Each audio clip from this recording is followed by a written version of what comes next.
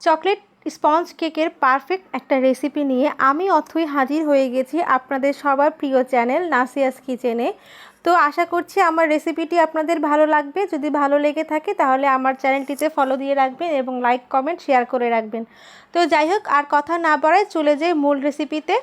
তো এজন্য প্রথমেই আমি একটি বাটিতে নিয়ে নিচ্ছি শুকনো উপকরণগুলো নিয়ে চেলে নিব। তো এই জন্য আমি প্রথমে হাফ কাপ ময়দা নিয়েছি, এরপরে নিয়ে নিয়েছি 1 টেবিল চামচ কোকো পাউডার আর 1 চামচ নিয়েছি বেকিং পাউডার। চেষ্টা করবেন একটা ভালো মানের বা ভালো ব্র্যান্ডের একটা কোকো পাউডার ইউজ করতে, তাহলে দেখবেন যে চকলেট কেকের পারফেক্ট এবং অথেন্টিক আপনারা টেস্টটা পাবেন।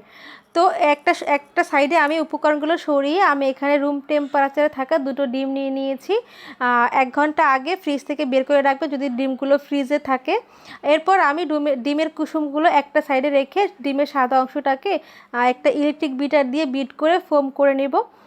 তো বিট করা হয়ে গেলে আমি এখানে ডিমের যে কুসুমগুলো ছিল সেগুলো দিয়ে দিয়েছি। দিয়ে আমি এখানে দিয়ে দিব চকলেট ইমালশন 1 চা চামচ। চকলেট ইমালশনটা অবশ্যই ব্যবহার করতে হবে।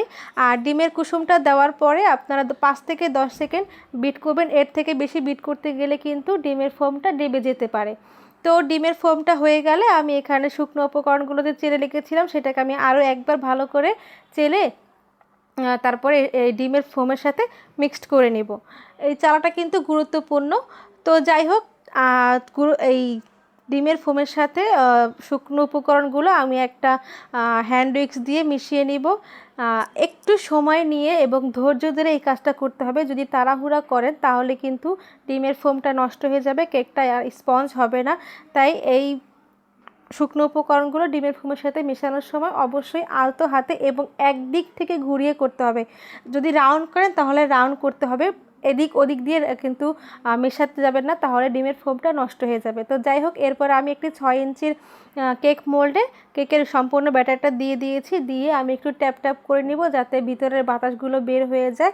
এরপর আমি এখানে একটা প্রিহিটেড ওভেনে 180 ডিগ্রিতে 25 মিনিট কেকটাকে বেক করে নিব। তো কেকটা বেক হয়ে গেলে আমি এখানে নামিয়ে নিচ্ছি। নামিয়ে সাথে সাথে আমি একটি সুতি কাপড় দিয়ে কেকটাকে ঢেকে রাখবো। আর এই কেকটা আমি কিভাবে ডেকোরেশন করেছি সে ভিডিওটা আমি আপনাদের সাথে পরবর্তী তো আজ এই পর্যন্তই। সবাই ভালো থাকবেন, দেখা হবে পরবর্তী ভিডিওতে। আল্লাহ হাফিজ।